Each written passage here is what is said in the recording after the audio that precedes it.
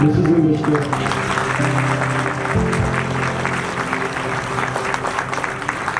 Mrs. From a book lover to an acclaimed author and a columnist, Sudha Murthy's life has been one of great achievements and milestones. An engineering graduate, a prolific writer, she has to her credit more than 30 books in Kannada and English, which have sold over 26 lakh copies across the country.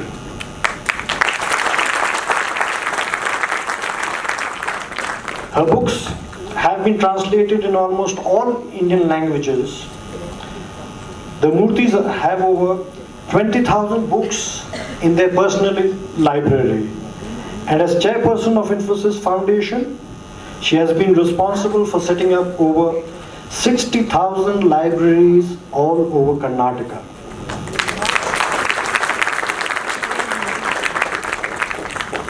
Among her many awards are R.K. Narayan Award for Literature, the Padam Shri in 2006, the Atim Abbe Award from the Government of Karnataka for Excellence in Kannada Literature in 2011, and most recently, the Lifetime Achievement Award by Crossword Book in 2018. Apart from the doctorate she received today from IIT Kanpur, she has received 7 other honorary doctorates.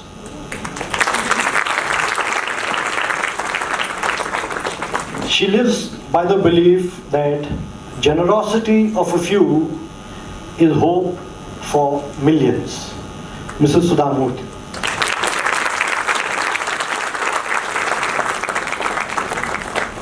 He co-founded Infosys in 1981 to make it India's largest tech company with a market cap of over $45 billion.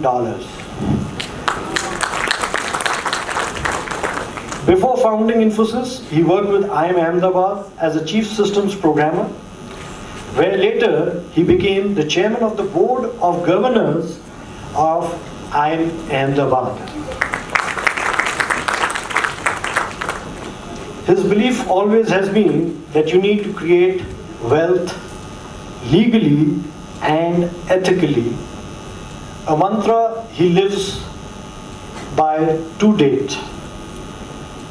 He has been enlisted in the top 12 greatest entrepreneurs by the Fortune magazine. A few of the many boards that NRN currently serves on are the Ford Foundation, the Institute for Advanced Study at Princeton, New Jersey, and the United Nations Foundation. Amongst the many boards that he has served on are the boards of HSBC and Unilever, both headquartered in London. He has received Legion d'Honneur from France, CB from Britain, and Padma Vibhushan and Padma Shri in India, amongst a plethora of awards and recognitions all over the world.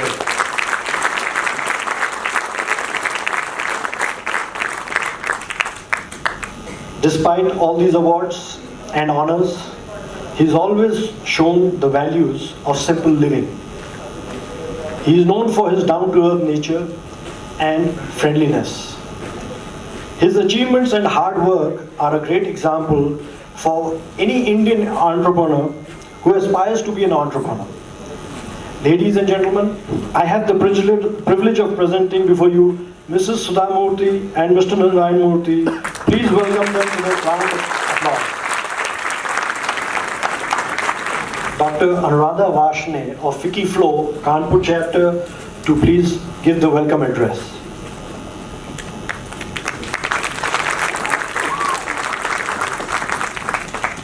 Thank you. सभागार में उपस्थित सभी अतिथियों को अनुराधा का नमन। अतिथि देवो भव। टाई यूपी चैप्टर और फ्लो कानपुर चैप्टर की तरफ से पद्म विभूषण एन.के. नारायण मूर्ति जी एवं पद्म श्री डॉक्टर सुधा मूर्ति जी का स्वागत करती हूँ, अभिनंदन एवं वंदन करती हूँ। आपका आगमन हमारा सौभाग्य। इस सौभाग्य के लिए तहे दिल से शुक्रिया करती हूँ डॉक्टर फनी का, IIT कानपुर का। अगर आपका साथ ना होता तो ये सपना साकार ना होता, साकार ना होता। बहुत बहुत अभिनंदन करती हूँ आपका। स्वागत करती हूँ अपने गणमान्य अतिथियों का, टाई UP एवं फ्लो कानपुर के सदस्यों का। आपके सहयोग के लिए आभारी हूँ। धन्यवाद। जय Hind.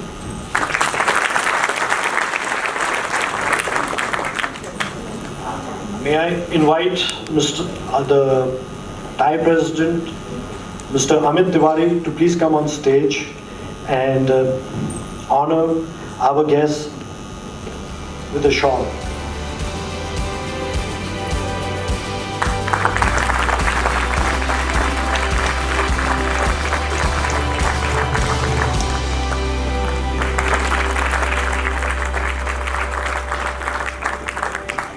Vicky Flo has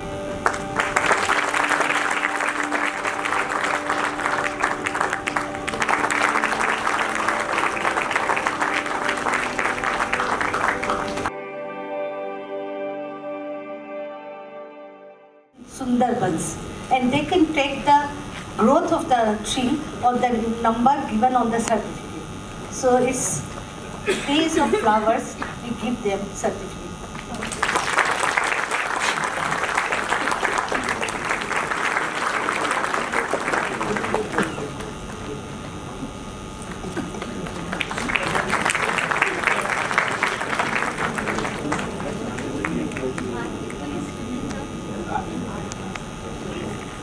May I now invite our moderator for the evening, Dr. Aarti Gupta. Dr. Aarti Gupta holds a doctorate in economics from IIT Kanpur, a master's from Harvard University. In her endeavor to make a difference in the lives of others, Aarti serves on the board of Harvard Global Women Empowerment. She's also the Senior Vice Chairperson of Vicky Flo Kanpur chapter. Very good evening to all, and a very warm welcome once again to two stellar personalities, Mr.and Narayanmurthy and Mrs Murthy. Individually, both of them need no introduction. One is amongst India's top entrepreneurs, a role model, a leader and a visionary, while the other is a teacher, a philanthropist, an author, and one of the most compassionate human beings we've known. Today, we members of Vicky Flo and Thai UP and our friends in the audience have the utmost privilege of listening to and learning from India's most dynamic, powerful, and yet most humble couple. Hello sir, ma'am, thank you for taking out the time to speak to us. It's an absolute honor. Sir, I would like to start with you, quoting ma'am, "The first step which one makes in the world as a child is one on which depends the rest of our days." Could you tell us how your upbringing impacted you in your journey from a humble background to reaching the pinnacle of success? Well, we were a family of 8 children. Father was a teacher, high school teacher. Therefore, obviously, we were from lower middle class. There was enough to eat, enough to survive, but nothing more. What we learned from our parents and from our siblings are the following.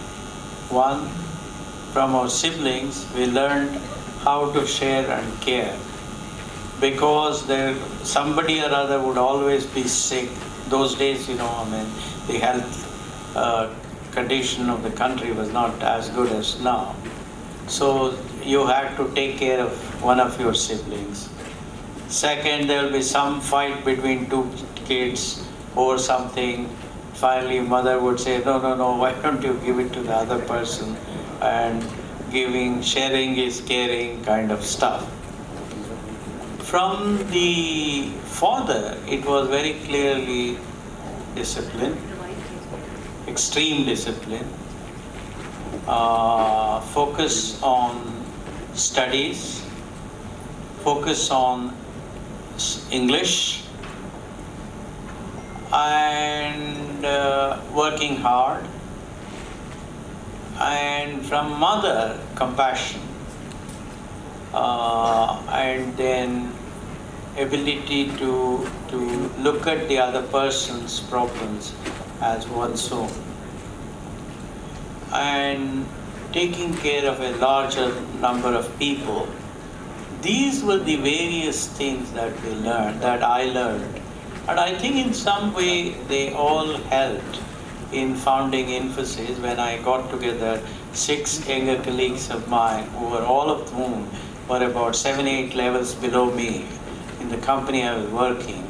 And they were about 11 years younger than me. Whether it was in sharing the equity with them, whether in terms of taking a small part of my own salary while increasing their salary. In every one of these, I think whatever I had learned from my parents, mother, father, and siblings, they all came in handy. And of course, there was a fourth dimension which added to my values, and that was from my teachers. Particularly high school teacher, college teachers. They were very strict, but at the same time they taught us some of the important values of putting the interest of the community ahead of one's personal interest, making sure that you treated the community property with considerable respect and honesty, etc. Thank you, sir. Ma'am, throughout your life, you've been known to do the out-of-the-box thing. Right from being the only female engineering student in college, to being the first lady engineer to be hired at Telco, to convincing 3,000 Devadasis to look beyond age-old practices and stand on their own feet. Over the years, you have managed to shatter the glass ceiling with each act of yours. Where do you get the courage to go against the tide, to do things beyond the ordinary? Good evening to everyone. I really appreciate the hot summer you have come to listen to us.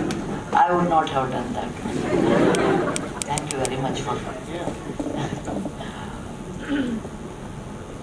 Actually, the courage lies within everyone, but they do not tap it.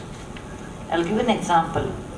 I took my son 25 years back to a zoo, and there I saw a mother and a child. It's an elephant.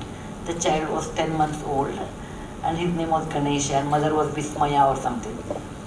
And I said, 10 months child means a small child, you know. And it was an elephant. I went and patted on his trunk, and he just pushed me. I fell 10 feet apart. Then I looked at mother. If the child can push me, mother must be having 1,000 times more power, energy.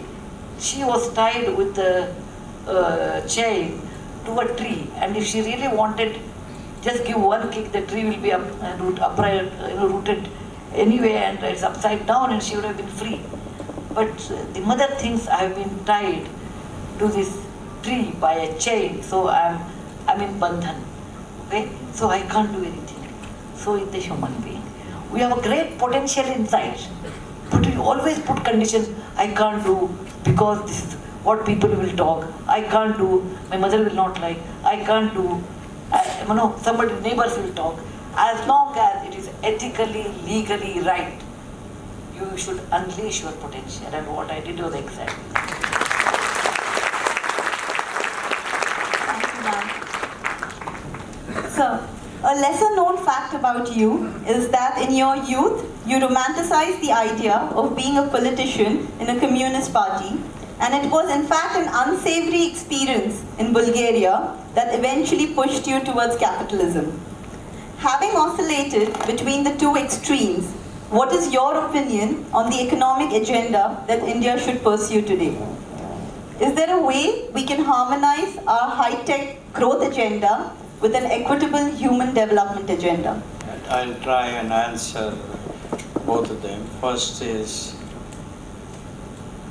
the socialism, communism part, and compare it with capitalism part.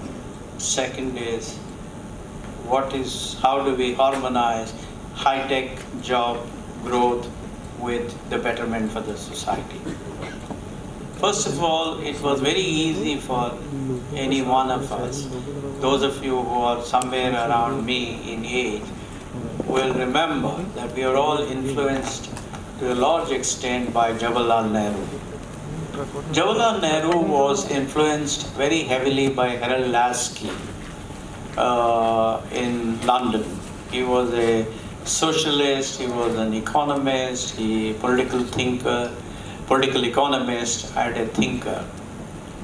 And number two, at that time, if you remember, it was Dwight Eisenhower who was the president of the US, Republican Party, ruled US most of 50s because after whatever 9 years of the Republican Party rule, President Kennedy came, etc. So they were not so much in favor of India. For example, Nehru wanted one of the steel plants in India, I don't remember whether it's Bokaro or Durgapur, to be built by the Americans. But the American senators said, no, our steel export opportunity will go down, therefore we should not build. However, then Nehru turned to Soviet Union, and so Soviet Union built the second steel plant for us. Not only had they built the first one, they built even the second one.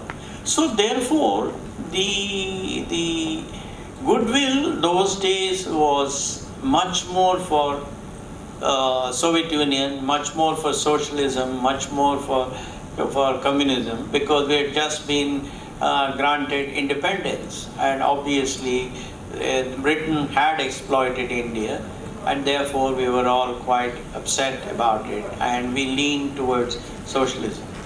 But as I grew up, as I went to France to work there in early 70s after my days here at IIT Kanpur, I realized that the only way societies can solve the problem of poverty is through creation of jobs with better and better income. And the only people who can create such jobs are entrepreneurs. And entrepreneurs need encouragement from the government. Entrepreneurs don't need the government to create those jobs. All that entrepreneurs are looking for is a catalyst role from the government. And entrepreneurs will indeed create those jobs, create wealth for themselves. Therefore, I am now more than ever convinced that the only ism that India will benefit from in order to solve its problem of poverty is compassionate capitalism, which is capitalism in mind and socialism at heart, which is about fairness and equity between the salaries of the highest level CEOs and the lowest level employees, which is about concern for the society, etc. Now, coming to the second question that you asked, I think India's problem of joblessness cannot be satisfied or cannot be handled by high-tech growth at all. Yes, it will create some jobs, but it will create jobs only for well-educated people. Just like it has created probably about maybe 10 million jobs or so, it cannot create jobs for 120 million Indian families. The only way that can be done is through low-tech manufacturing, is through heavy industries like automobile industry, etc.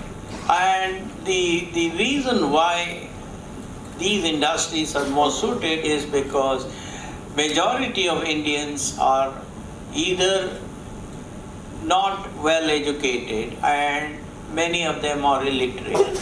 Therefore, if these people need to receive reasonable kinds of jobs, then the only way it can happen is we have to focus on on heavy industries, we had to focus on automobile sector, we had to focus on improved agricultural sector, etc. Therefore, high-tech alone will not sort out the joblessness problem. High-tech along with jobs for the not so well educated is how we can improve the job conditions. For that, of course, infrastructure has to improve. We have to make sure that foreign investment is encouraged very, very enthusiastically. We have to make sure that the Indian industrialists are encouraged. Well, some of these sectors of the economy have a long gestation period, and therefore these such sectors of the economy need to be given very advantageous loans, etc. If we did all of that, I do believe that we will be able to bring a harmonization between high-tech sectors of the economy and not so high-tech sectors of the economy. Thank you, sir.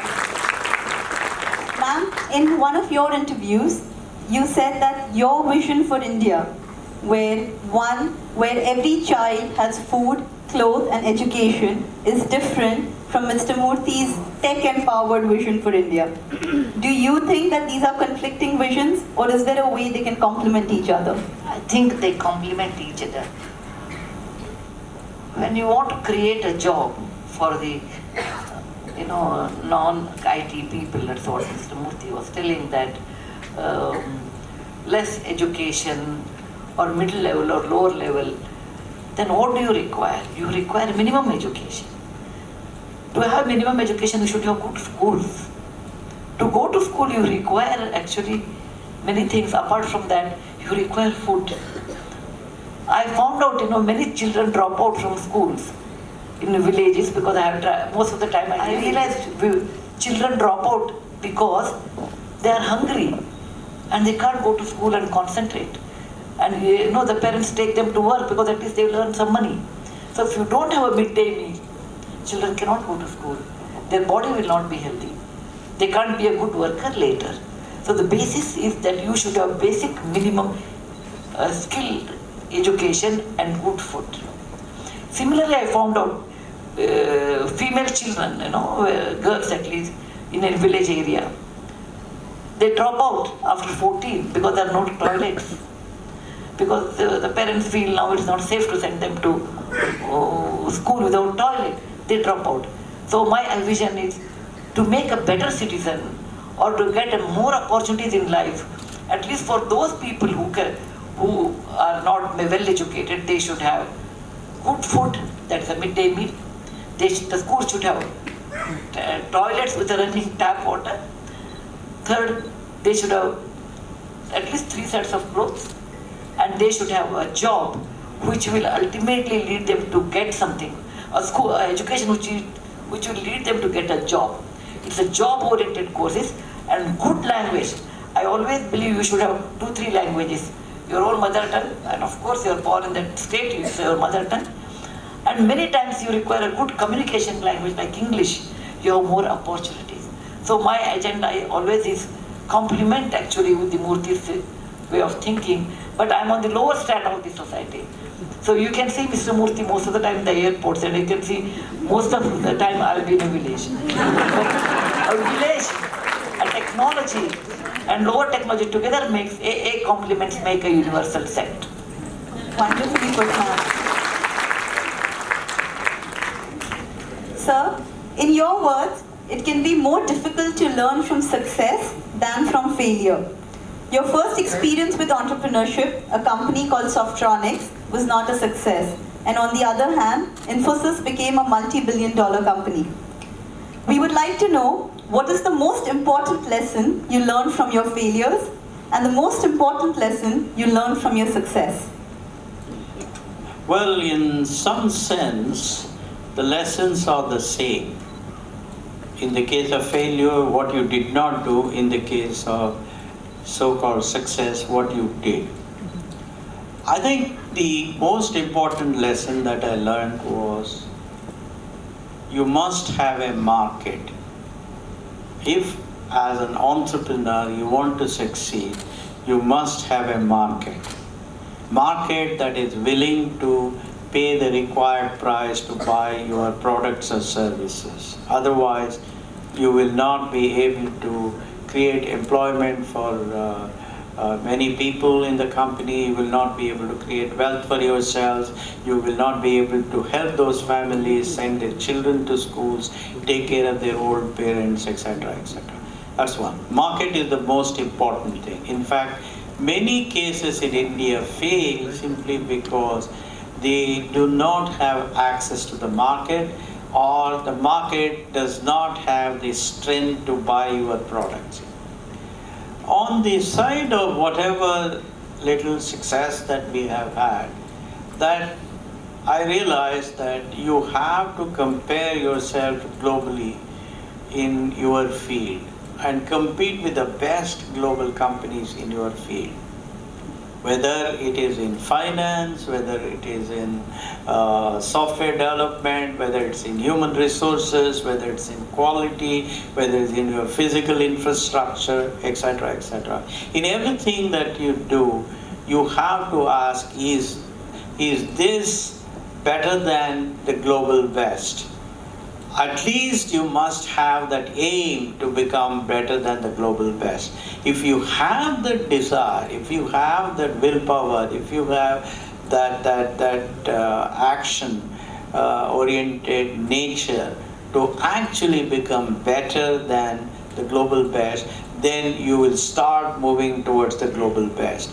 And once you are focused on global best, then you will be in a position to export your product. Then the conditions of your country do not matter. For example, my first company, Softronics, failed because there was no market in India, and I was not at that time thinking on how to make my services global quality.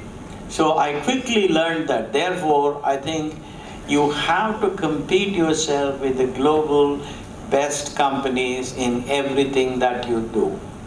And there are many other lessons. I don't want to talk about them because I think taking too much of time in answering a question is not a very good idea. So I'll stop here. Sir, we are here just to listen to you. Sir, following up, what a great message it was for all our young budding entrepreneurs. Following up on that question, Infosys is known as the original tech startup, almost started about 4 decades ago. If you had to start Infosys today, do you think it would be comparatively easy or difficult?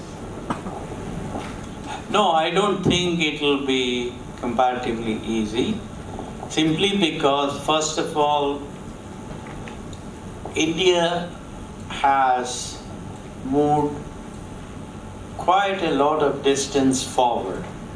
Today, entrepreneurship has become a recognized vocation for smart youngsters. Once upon a time, every parent wanted their children to become civil servants, IAS officers. Later on, every parent wanted their children to become MBAs from IIM Ahmedabad or Lucknow or whatever other institutions. Now, every parent wants his or her children to become entrepreneurs. So therefore, entrepreneurship has become quite well accepted in our society, and therefore there are lots of smart fellows entering the field, and therefore the competition is huge. Second, the world has moved forward. Today, to succeed in the global arena, you have to be very smart, you have to work very hard, you have to be very disciplined, etc. However, there is one thing that in some way has helped the entrepreneurs, that has also come in the way of success, that is the venture capitalists are pouring large amounts of money. Therefore, today it's not necessary to become profitable quickly and then get yourself listed. most of the exits are not because of IPO, but most of the exits are because of secondary sale to some other VC. Therefore, in such an environment, only those people who attract a large amount of money are the ones who will sustain themselves, and at some point of time they will be able to escape to the next orbit. So therefore I would say that succeeding today is much more difficult than when we started out in 1981. Thank you, sir. I'm sure you would be a stellar success even if Infosys started. Well, I think, while at one level I'm concerned about high-tech entrepreneurship, I'm an urban person, all of that.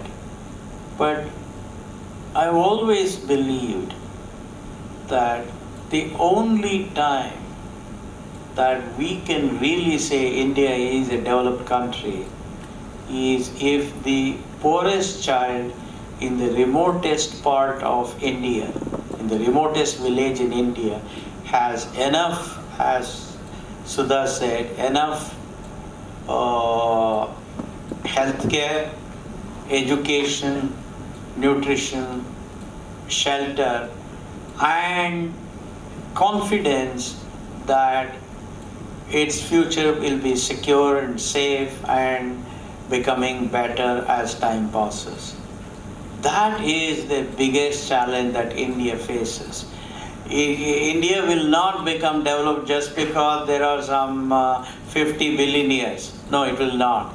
India cannot consider itself a success just because some cities in India, grow to have large multi-storied buildings, glass buildings and all of that. That's not the index of success. The index of success, index of development is every child in every part of the country must have hope of obtaining decent education, decent healthcare, decent nutrition, decent shelter, and hope that its future, its children's future, its grandchildren's future will be better.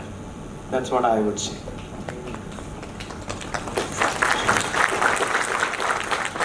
For me, the India and global, the most important thing is water. Water brings disease.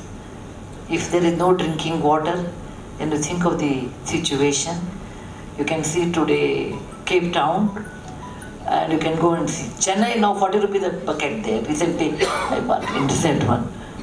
Water is the most important source which we should really address. And when I was talking to Mr. Murthy, he told me that India is 16% of the world population, and when it comes to water, good water, we have only 4%. Imagine what a disparity have in our own country. And in survey we found out in my work in village that you can give good food, you can have toilet, but if there is no water, toilet is of no use.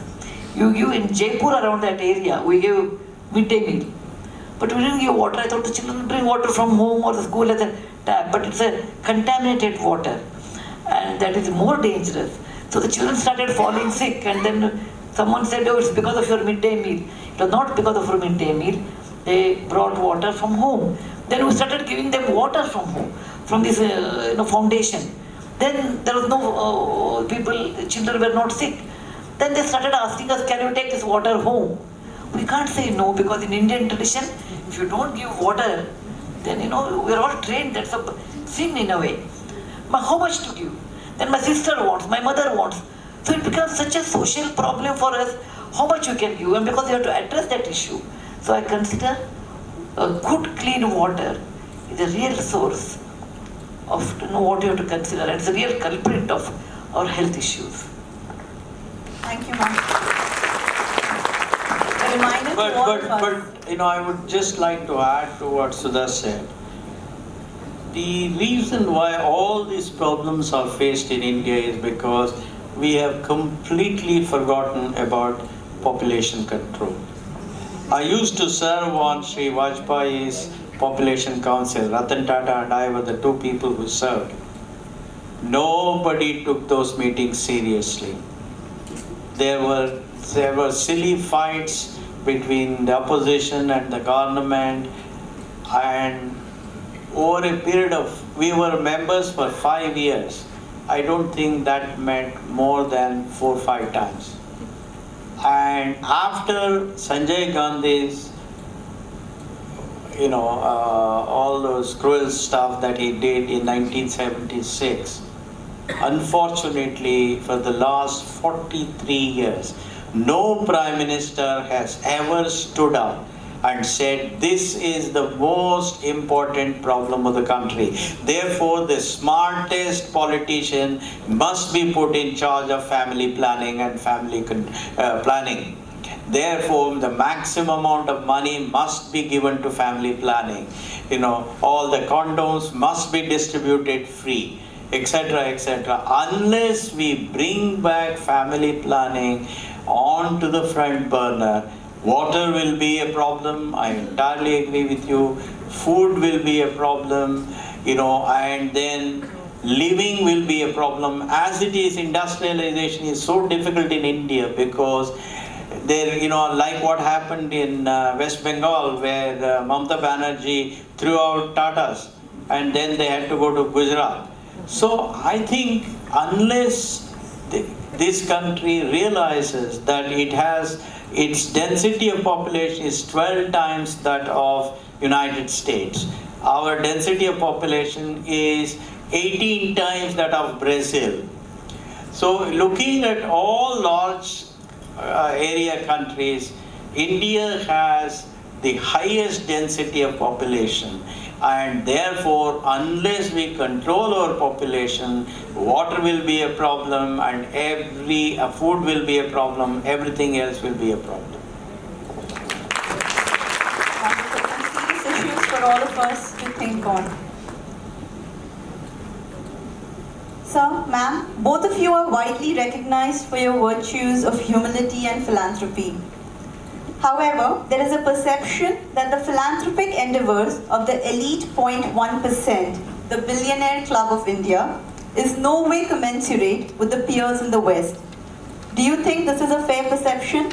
And I'll leave it to either of you to answer this.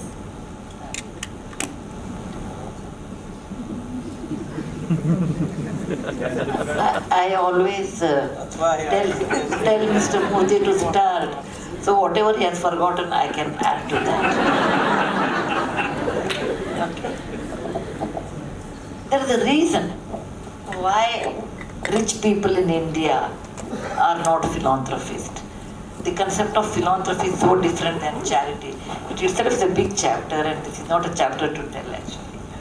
However, always for the last 1,500 years, we have been always ruled by somebody. In the process, we are not secure.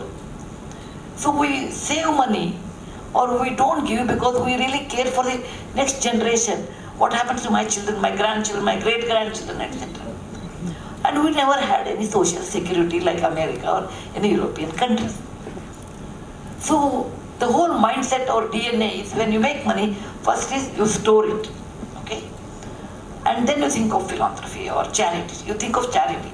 Charity is such a misleading because when I do a temple construction, it's a charity according to me. But what is the use to the whole society? It may not be. And I give food to my own community. We think it's a dana, annadana is a great thing.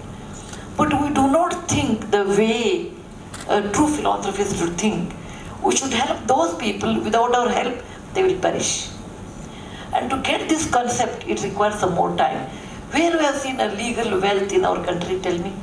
A common man, common people like me and Murthy, who are children of school teachers. He was the son of a school teacher. I'm a daughter of a professor, okay? One level up.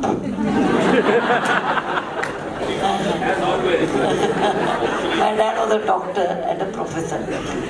We don't come from wealthy families. And when we become legally, ethically rich, we understand what it is. And most people will not get that opportunity because the concept of saving for my next generation is so hard. And when you see There is a mindset also is required along with that, that what is the use of money? How much money one requires? It is enough. For somebody, 10 crore is not enough. For someone, 1,000 crore is not enough. The line where you draw money is enough, it depends on individual. So most individuals are not secure and not used to live in a simple way. When you live in a simple way, you really do not require that kind of a money which you have experienced and experimented both. Money is required. I don't say I'm not Bhagwan Buddha. I'm an ordinary person. Money is required to build a house for your old age, for your children's education, for your health issues, in case you want to travel some money. But how much? It depends on you. So there is no rule like after 1 crore it is enough money. But I have realized with my own experience, it is highly subjective subject. My mother-in-law died in my hand. My mother died in my hand. With all the money, we can't revive.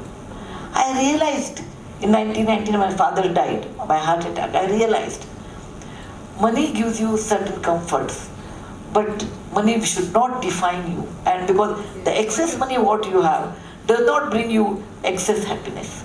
So I drew my line, and above that line I said it should go to philanthropy. To those people, without our help they will perish. Not to my own people. My own people I have not given any money because I said you work hard and make money. But institutions like Kanpur, where I built a computer center on my grandfather's name, who was a school teacher, it means a lot to me. So it depends upon where you draw the line, how do you think, and what are your comforts. For somebody, 10 drivers are essential. For someone, 5 houses are needed. So I can't make a general statement where you have to draw a line. So Indian billionaires, it will take some time, new billionaires. And I found out at Infosys Foundation that our next generation children, who are our employees, are much more large-hearted. The reason is they don't come from 8 children family like Murthy's or 4 like mine. They come from 1 or 2 children family. They have a ready-made house. Their wife is also working. So they are not seeing the real struggle. So every time, I've seen this, that marriage card, some children will come and say, ma'am, my wife doesn't want the fridge, which must have brought about a year back. So I'll give it to you. I said, okay, you sell and give the money to me. My wife doesn't want this car. Say, lay the keys on my table. I said, sell and give me the money. So next generation I found out are much more open to philanthropy, much more concerned. For example, we worked 12 national disasters. And the first thing is we get youngsters from our company will come and ask, ma'am, do you want money? I said, no, money is not a problem. I want people. And I want your time. And you won't get a promotion because of that. Because you just told me there should be a line between your work and my work. They should not say, I work with Mrs. Murthy in philanthropy and I should get a promotion. You get a pat on your back. Okay? So, I have noticed that generation who are 25, 26, they come forward and they want to do that. And by and large, the NGOs, CEOs age is decreasing. Traditionally in our society, our elders have told, when the student goes out of the Gurukula, the teacher calls him and says, Beta, in those beta only, there is no beti in Gurukula. Whatever you earn, 25% of the money should go to the king. It's like a defense of your country.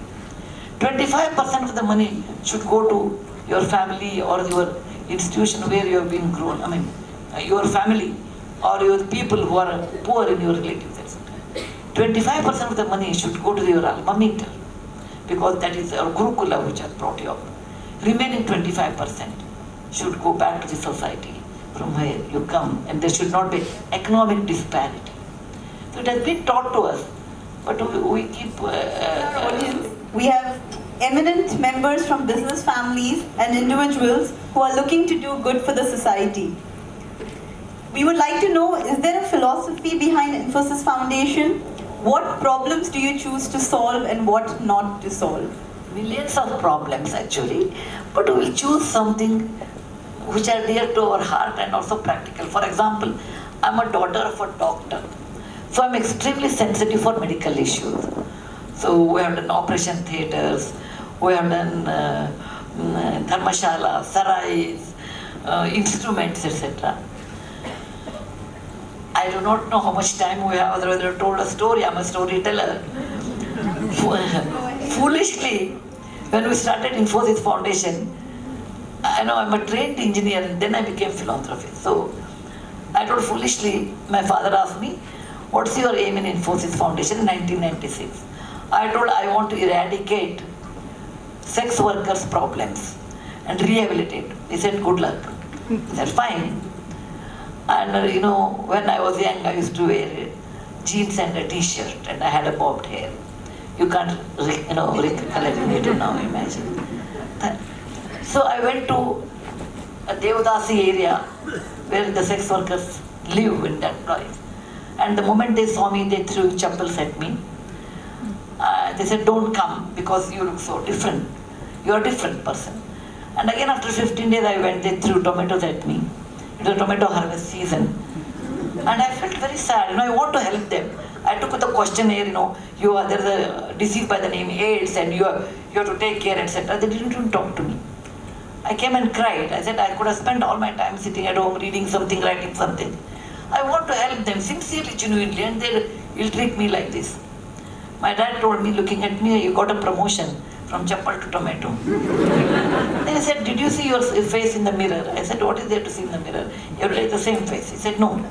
Do you look like any normal Indian lady who can work with the poorest of the poor? You have a bobbed hair, you have a t-shirt, you are wearing jeans. So they won't recognize you, they think you are somebody else. He said, I don't believe in what I wear and what work I do. I don't believe. Even today I don't believe. He said, if your aim is to help them, then you should believe the method you have to adopt. It took 15 days for me. Then I bought 200 rupees sari, bought a silver Mangal Sutra. I never used to wear gold, silver on my body until 1996. So I brought a silver Mangal Sutra.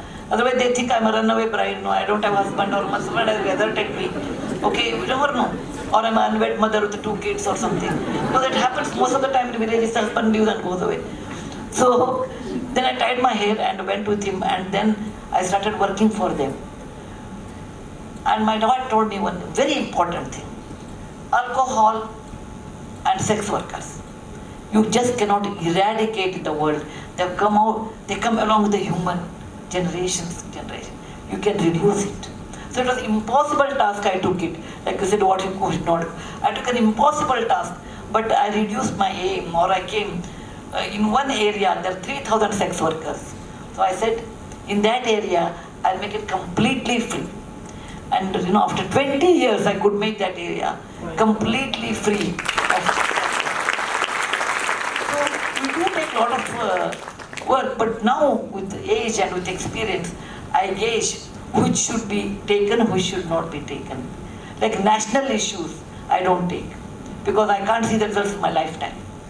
I take issues which are relevant to that state, and where with a lot of work we can see the results, because people who work with me, they should also feel positive about it.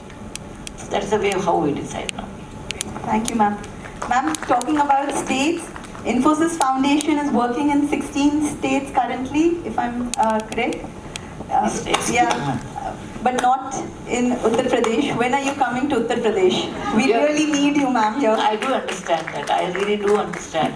Bihar and Uttar Pradesh are 2 places. If I were young, I would have really come and worked. But, normally we have a rule. Wherever we have Infosys presence, there only you have to work. Okay.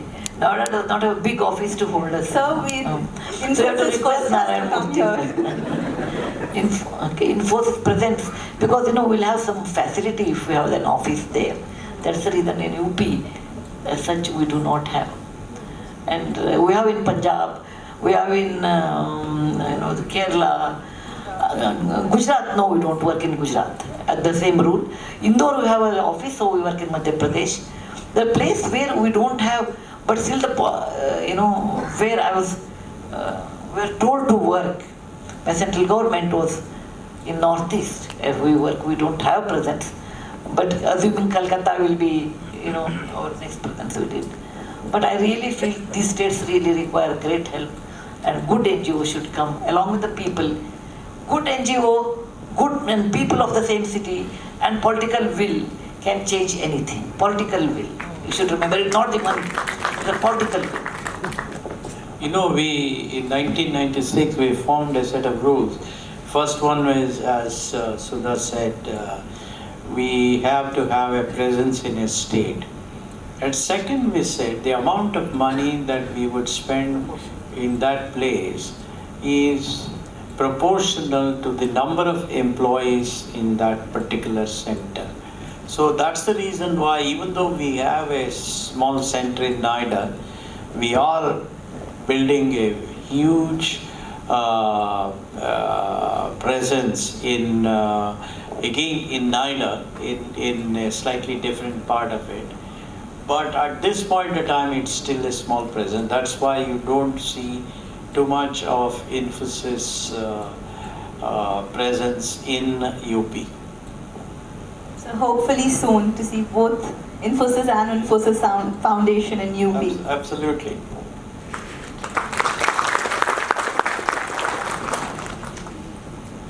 So could you give us your views about the state of corporate governance in India? And what do you think are the steps we can take to make it more robust? Well, you know, good corporate governance is all about ensuring that there is fairness, transparency, and accountability with respect to every one of the stakeholders, while maximizing the shareholder value. Who are the stakeholders? Customers, employees, investors, vendor partners, government of the land, and the society. In other words, you have to be transparent to each of these, you have to be fair to each of these, and you have to hold yourself accountable to each of these. If you look at what has happened in India in the recent past, unfortunately, whether it is Nirav Modi's case, whether it is Vijay Mallya's case, whether it's ICICI Bank's case, etc., etc., what has happened is sad. Particularly in the case of Vijay Mallya's case, it was not that Kingfisher was not doing well and therefore the employees were put into difficulty. It would have been all right if Mr. Vijay Mallya had shown a little bit of control over his lifestyle when so many people were suffering in his company. For so many employees had not been paid for 6 months, 8 months, 1 year. If an employee is not paid for 1 year, if this fellow continues to enjoy holding parties in Goa and all printing swimsuit calendars and all of that, then that is not fair to those employees. That is not fair to the society. I think, therefore, we are quite a long way off from practicing the best form of governance. Though by and large, I must say, our corporate governance levels have improved when the entire corporate world stands up and says, what has happened is wrong. That somehow in India we don't do that. Whether it was Vijay Mallya's case or whether it's Nirav Modi's case, how many business people stood up and said this is wrong? Nobody did that. I think that is where we have to, if we find some problem, we have to get to a culture where we can say, Beta, Bhaiya, this is not right. This should not be so. Somehow, in our culture, we believe that being a good man means keeping quiet even if you see a murder going on next to you. I think that has to change. If all the business people were to stand up and say, this person has violated good rules of business, therefore we will shun him. We will not do any business with him. And what he has done is wrong. I don't think any of the institutes, including CII, FICCI, none of them has made any such statements. So therefore, I think we as a country will have to change to gently or at least nicely point out if there is something that is not right. At least, in fact, my wife keeps saying that, look, I am brutally frank. I say it openly. If I find something that is not excellent, I say, look, folks, you are such good people in every other way. Why is this like this? Why can't you improve that? I say openly. I don't care what they think of me. I personally think that this is the difference between India and the West. In the West, people don't mind saying openly if things require to be improved. So I think we also have to learn that. Then only our corporate governance levels will go up. I just want to add, Mr. Murthy is extremely strict about that. I can give many examples. One example I want to tell you. Once somebody came and wanted 15,000 rupees from 20 years back for a book. He wanted to publish a book in computer science. And the management, they get a lot of such pressure. So he sent it to that, officially he's my boss. At home I am his boss. That is a different story. He said, yes, send him, kindly consider. I wrote, Mr. NRN, it is not possible. Foundation rule is more for the primary education, not for a MTech level computer science book. Then I put a note, another note with a handwriting, not on the paper, a separate note. Mr. Murthy, you are a rich man. You can give 15,000 from your personal and send the checkbook, because the checkbook is always with me. And you sign and we'll give the money. There's a lesson for you. Yeah. That means, Make sure that even though he's the chairman of the company and I'm CSR head, still, if the chairman says you have to give, I will not give, because it doesn't fit in our strategies. And foundation has given me a car, and Murthy never sits. He says it's meant for you, and I can't sit, to an extent. Third incident, we were in Calcutta, and we went to Welcome Hotel, and it's a one-night stay there, and they were very happy. The first thing, we went there, they gave us a suite, etc., and we asked for an ordinary room. Murthy said, I want 2 bills. They were quite surprised. I said, why? He said, I have come on official work, my wife has come somewhere work. So divide by 2, make 2 bills of the same amount, half the amount, and I will pay, Infosys will pay for me and foundation will pay for her. What's let her pay? I don't know what she has come and she should pay. I told Murthy in Kannada, don't talk like that, people will think that we are fighting. You don't want to take the bill or something. He says, whatever replied in English, saying that, let anybody think anything. Why my company should pay for my wife? My wife should. No, it was not official work or something. And I was really, I didn't know what to do. So I asked, my sister was with me, I said, okay, I will take a double room with my sister and I'll pay for it. And you take a single room next door and you pay for it. And I was really upset when I was young. But now I realized it's easy to break the law. It's very easy to break the law, and it's very difficult to make such laws. For example, you walk every day for many years and you stop walking 1 week. Your body says, "Arey chalta hai, jaane do." You smoke 2 days, 3rd day you get addicted. Bad habits are easy to get addicted. Good habits are very difficult to form, easy to live. So Mr. Murthy kept at a golden standard that office wealth should not be used anywhere. It's only the office. That's it. You're such a versatile author. You started your career writing fiction and then moved to writing non-fiction. You write technical journals, powerful real-life stories for adults, amazing stories with strong messages for children. We would like to know what is your favorite genre to write for and your favorite audience to write for. I started writing when I was 16 or 12. Then, teenagers write that way, and then my first book came when I was 29, that's in Kannada. Up to the age of 50, I never wrote in English. I come from a Kannada medium high school, like I'm sure you have government Hindi medium school, like that. We are in Karnataka, we have Kannada medium schools. So I never wrote in English, I always wrote in Kannada. And in 2000 I started writing in English. I write novels. That novels I conceive in Kannada. I write in Kannada, then I write in English later. Technical books, I conceive in English and write in Kannada and English both. But my experience at the Infosys Foundation, I conceive in English and write in English, and then I write in Kannada. So I have a different method of writing. When it comes to Kannada, I write in shorthand. When it comes to English, I write on a computer. All are great, but I think the challenge is writing for children is more difficult because their mind is very soft.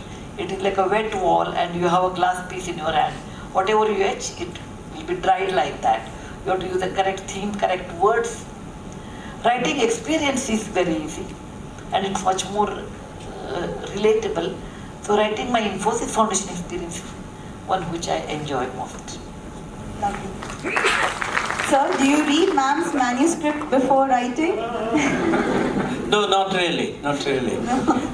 First of all, I don't think she considers me worthy of critiquing her books. And second, I tell you, actually, I would know the story because she would have talked about some incident and all of that. Women talk more, mothers talk more, a system and risk talks more. I'm all three, please remember. Second, I think there's also a certain fun when the book comes out, when you read, and when you attend the book release function, etc. So I enjoyed that part more than reading the manuscript. And then also, sometimes you may say something that may not be totally right without fully understanding the context, etc., etc. So therefore, I don't try and do that at all. But however, I enjoy going to the book release function. I read after it is produced, etc. And he buys my book, by the way. So, which is your favorite book ma'am's written? I think clearly the one that I like is Wise and Otherwise, because all these stories are mainly from her experience in Infosys Foundation, if I'm not wrong. And there are many others. There are lots of stories from Mahabharata, unusual stories from Mahabharata, Ramayana, all of that are there. But for me, I think Wise and Otherwise, and then 3,000 Stitches. That again is another thing because she narrated the first story from that book where these 3,000 Devadasis wanted to give her a present. This happened a few years ago, probably 3-4 years ago, and then they were not certain what is it that they could give. They hardly had any money. So what they did was they took 300 pieces of cloth and they stitched it, 3,000 pieces of clothes, and they stitched it together. Each Devadasi completed the stitch of one piece, and then finally they made an excellent duvet, excellent chadar kind of stuff, quilt, and then they gave it to her in front of all of us. So inspiring. Ma'am, it's a well-known fact that you're a movie buff and you enjoy watching movies of all genres. Can we know how did this fondness start and what is your favorite movie? What is my favorite movie is difficult to tell. It depends which zamana. When I was a teenager, of course Dilip Kumar. Rajesh Khanna, when he died, I cried. Because he was a great romantic hero. And Murthy was surprised at how the way I was crying for Rajesh Khanna. Devanand was very, very popular. It depends on which age you are asking me. And which language, because I see movies from many languages. Marathi I see. Of course Hindi is number one. I hardly see English movies. I enjoy Hindi movies. I really enjoy, and it's the greatest ambassador. I was in Iran and I bought a few nuns on the road. So they do not know English, I don't know their Persian language. I asked how much money. You can always talk with your sign language. He said, India, I wear sari and Hindi. Yes. He said, Amitabh Bachchan, yes. Shah Rukh Khan, yes. No money. Okay, so many times, it happens all over the world. I was in Cuba. I went to Cuba. Can you imagine in Cuba, we were shopping, I wanted to buy something wooden thing, and that lady asked me, Madhuri Dixit, I said, yes. Then she asked me about Aishwarya Rai. No money. I said, then let me buy more. He said. So I believe, I told this one Farhan Akhtar when I met him, it is not just a movie. It is not a 2.5 hours movie. What you do on TVs, on your screen, goes to the deepest part of the Indian village and people follow. You smoke, they smoke. You drink, they drink. So please remember, you have a great responsibility than my book or my talk. So you should be a role model to them, because many people believe they really live like that. Actually, they don't live like that. So Hindi, I come from a place in Hubli, where I think Urdu bhi chalta hai, Hindi bhi chalta hai. So Hindi was a great attraction to when we learned Hindi also. Always seen Hindi movies.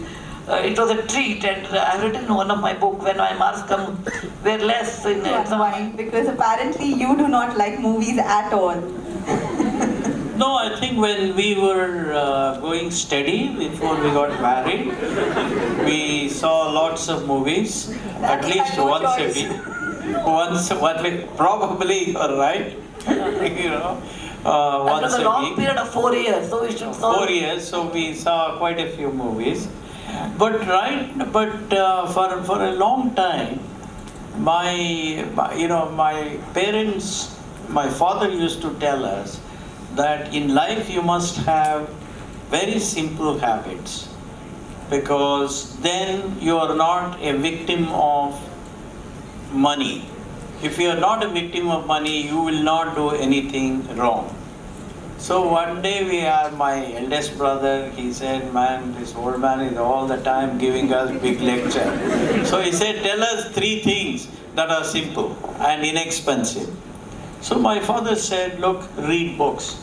Those days in Karnataka, every small town had a public library where you could borrow a book for one day. Not one day, one book for a certain number of days. And that was free. So he said, you go to the public library, borrow a book, and you can read. Second, he said, listen to music. In every small town in Karnataka those days, in the park, they would play from 4:30 to 7:30 or so, some music, some classical, some film music, Kannada, Hindi, all of that. So he'd say, go and, we didn't have any radio at home. So he said, no, go and sit there, enjoy music. It doesn't cost any money. Third, he said, make good friends and, have a pleasant time with them. That doesn't cost any money. That's exactly what I do even today. Of course, I have lots of, on my iPad itself, I have about 15,000 songs, most of which is Western classical music. And then, I read lots of books. She has her own library, I have my own library, we have a common library, all of that. I don't lend any book to him. You can afford to buy one copy, that's all. And therefore we read quite a lot. Though I must confess that even today I love popular science, physics, mathematics, computer science, theoretical computer science. These are the areas that I generally read even today. Of course, it's become more and more difficult to understand as I'm growing older. Today probably I take 3 times the amount of time I took 20 years ago to understand the same stuff. But still, for me, mathematics, physics, theoretical computer science, these are the three areas in which I read books. And finally, I have a small set of friends with whom I can spend as much time as possible. That's how I spend. Thank you, sir. To both of you, that I would like to ask the last question of the day, and I would like to end this by asking the most important question, which is in the mind of our audience today. How do we instill humility and value of money in our children? How did you ensure these values of compassion and detachment of money was passed on to your children? As a mother, the most difficult job was to bring up children in a middle class value system, because when you do not have money, you can always say, I can't afford. Every day the press will write how much money we have and remind us that we have a lot of money. So it was very hard for me how to bring up children. Thanks, my parents were downstairs and I was upstairs. So they saw a simple way of living. Second, children do not require any role models other than parents, because they always follow parents. So you have to lead by example.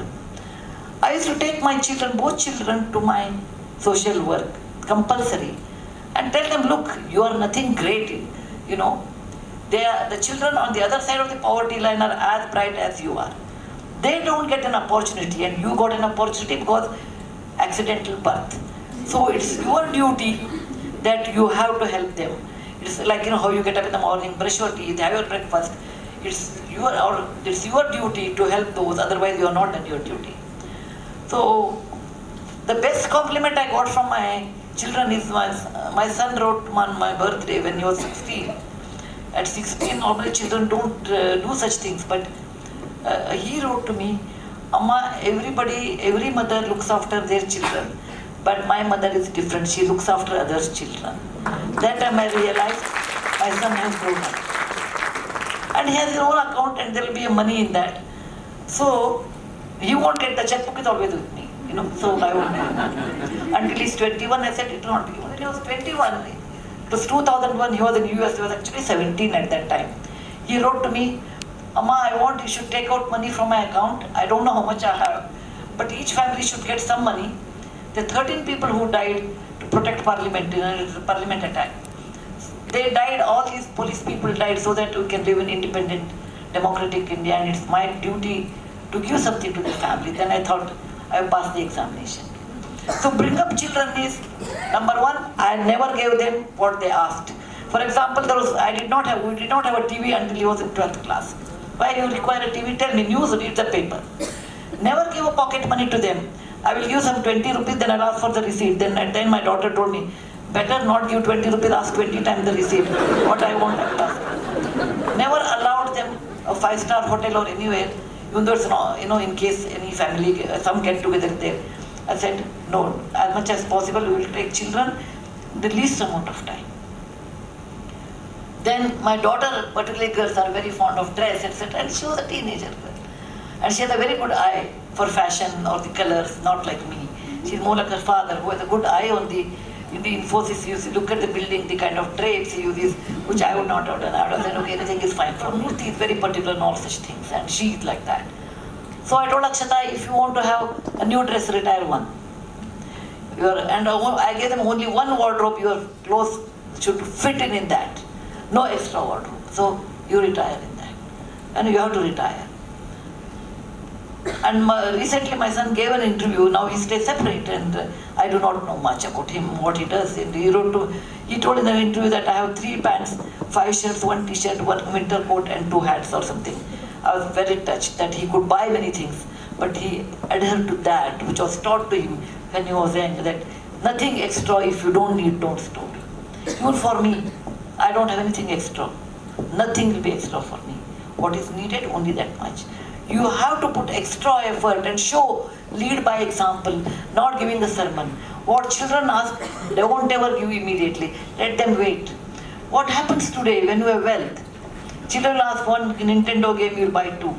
Children trouble a lot, then buy something so that they'll keep quiet. Then, you know, when I'm talking to someone, the child will be troubling, so you play a video game. You do all those things. Don't ever do. However hard it is, don't allow children to play video games. I said, no, don't require. You rather play outside, go and play outside. Become a thing. You know, who knows, you may be a Sachin Tendulkar tomorrow.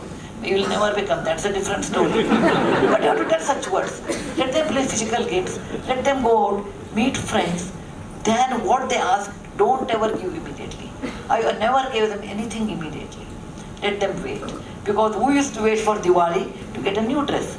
Let them also wait. Waiting gives them a joy of that. The day you buy everything, the joy, you are killing their joy.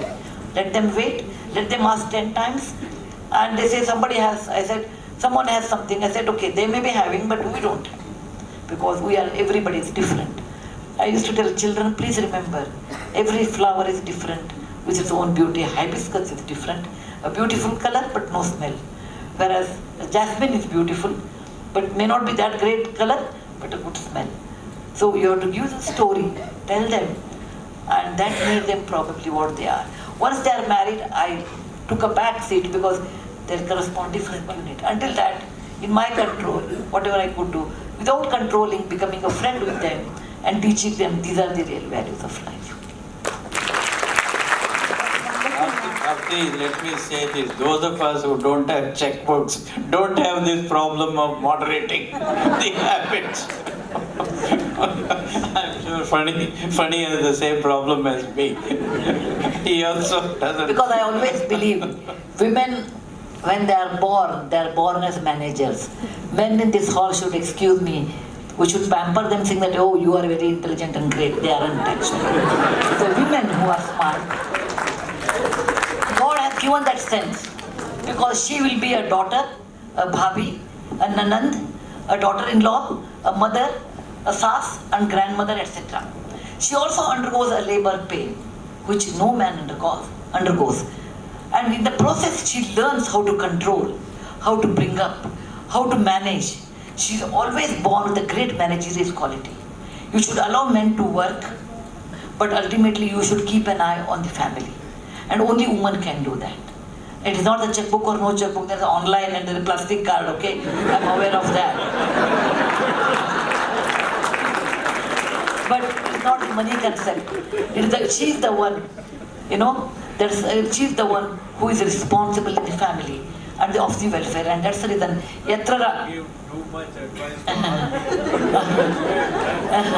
That's the reason we say, Yatra Narya Ramante Pujante Tatra Devataha. Thank you, ma'am. Such inspiring words for all of us. We'll all keep in mind. We'll now open the Q&A session for the audience. Please do, but don't ask this question. When Murthy was started Softronics, who is to pay the dinner bills? It's only I paid. So leaving that question, I think others you can answer. And no exaggeration, smaller question up to the mark. No, not too detailed because I won't remember that. Be brief, no adjectives, and only small questions. I can't stop admiring both of you. May God keep you in good health always. I just want to share a feeling with Sir. I've had the privilege of seeing a lot of Infosys DCs, and I was mesmerized by Infosys Mysore. It's a masterpiece you have built. Hats off to you. You have created a property that I'm sure the world envies. Thank you so much for impacting so many lives, so many lives. And to ma'am, a small submission. It's a very secret desire which I want to share. I want to see you as President of India. I'm very happy. I think you must consider this. I We will need somebody sum it up. with these strong values standing and making an impact. I'm happy as a foundation head. That's more than a president post. Well, all that I would say is please visit again. It is always a pleasure to welcome visitors who can appreciate that we in India too can build something world class. I would request all I have 50 people been more. to all over the world, and there is no other place in the world where such a nice campus, such a large training campus has been built. Nowhere else in the world. In fact, it is larger than State University of Ohio campus in Columbus. We have 11,300 single rooms. And if we use them as double rooms, 22,600 people. Stanford is a big campus, 8,000 acres. This is not as big as that. It's about 360 acres. But still, just in terms of the built-up area, it is bigger. So I think not just that, in terms of quality of construction, which you have seen, in terms of the pride in maintaining it, even today, as if it was built yesterday, I think that is what we are all very proud of. We have made it extremely green. There are 7 lakes on the campus. It is, we are self-sufficient in water, in electricity, etc. So I think it's. I would request, Fiki, non-Fiki also, to come and visit Infosys Mysore. And I always tell this one, because it shows. Of Kanpur, why not? All of you can, citizens of Kanpur can come.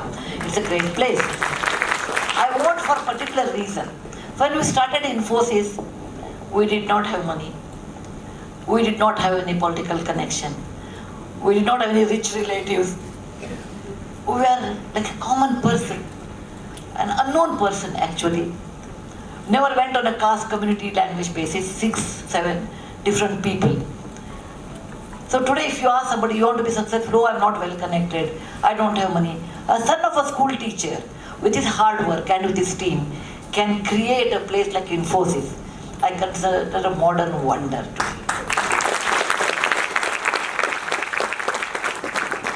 Save your time then. I think let's try and answer his. Okay. No, I personally think that if the citizens of Kanpur was to stand up as a group and then say enough is enough, you politicians, you bureaucrats, we want our city to be clean. But that comes with a huge responsibility of you are keeping, each one of you keeping the front of your house, front of your office clean in the best possible way. And if you did that, and if you encourage other people to do that, and if you ensure that the funding that is given to Kanpur is utilized honestly and well, I do believe that Kanpur will be no less than any other city in the world. That's what I would say. So the compassionate capital is a very impressive. Opening up a Infosys Foundation office in UP will be followed by an Infosys office of Infosys software. So we conducted a survey and we think around 5,000 plus engineers belonging to Kanpur are employed with Infosys. If they start working from home for 1 month a year, I think we'll make up some beginning somewhere.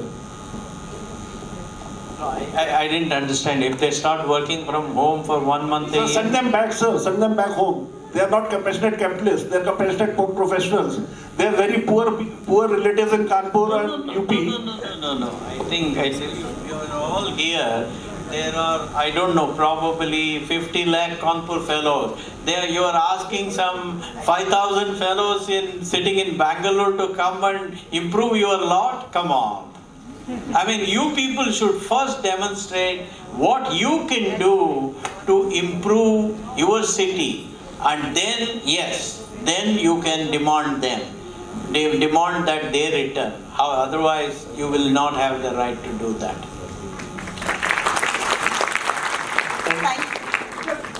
Thank you for this. Very brief. No, I think in fairness, we have to give opportunity to women also. Already 3 men, 2 men have asked. And I think it is now the chance of a woman. So let the lady. Our guest. I have all your books in my library.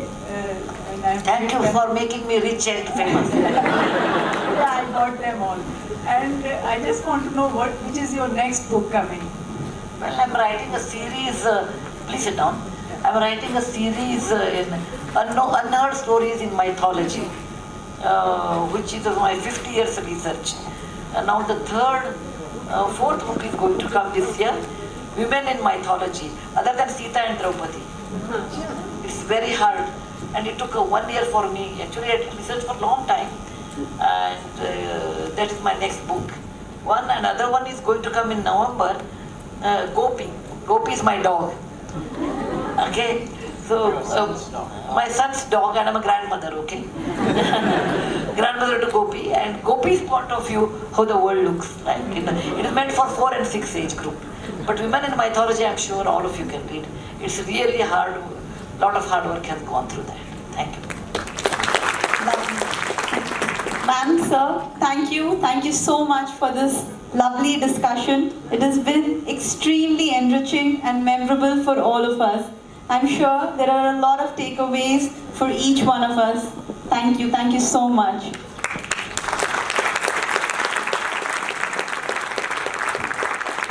Now request Thai President, Mr. Amit Tiwari, to come in and give the vote of thanks. Guest, Mr. and Mrs Murthy, most valuable invited guest here, members of Thai, UP and FLO, ladies and gentlemen. It is indeed my pleasure and my privilege basically to have been asked to propose a vote of thanks on this precious occasion. I, on behalf of Thai, UP and FLO, and the entire organizing team present here, and my own behalf, extend a hearty thanks to Mr. and Mrs Murthy, who came here, take their time on this precious occasion with us. Ladies and gentlemen, an event like this cannot happen overnight. The wheels start rolling a week ago. It requires planning and a bird's eye for details. We have been fortunate enough to be backed by a team of very motivated and dedicated colleagues of Thai, UP and FLO. A big thanks to IIT Kanpur, especially Professor Fani, because without your support, this type of event cannot be possible. I must mention my deep sense of appreciation to our entire organizing team of Thai and FLO. I am grateful to Mr. Manoj Agrawal, Mr. Gopal Sudwala, Mr. Vishal Khed, Mrs. Anuradha Vashne, Ms. Aarti, Mrs. Pooja, Vikas Shukla, for your valuable support to make this event a big success. My special thanks to media person who basically came here to cover this event. I would also like to thank Ms. Ankita Dwivedi, the ED of Thai UP. She has given work tirelessly with us till late nights to make this event a big success. Before thanking to Almighty, I would like to pay my heartiest thanks to all of you who came here by taking time from your busy schedule. Thank you very much. Thank you. Thank you, Amit. Before we wind up, I have a request. Be seated. Once our guests have left, then we can leave. For the final. Okay.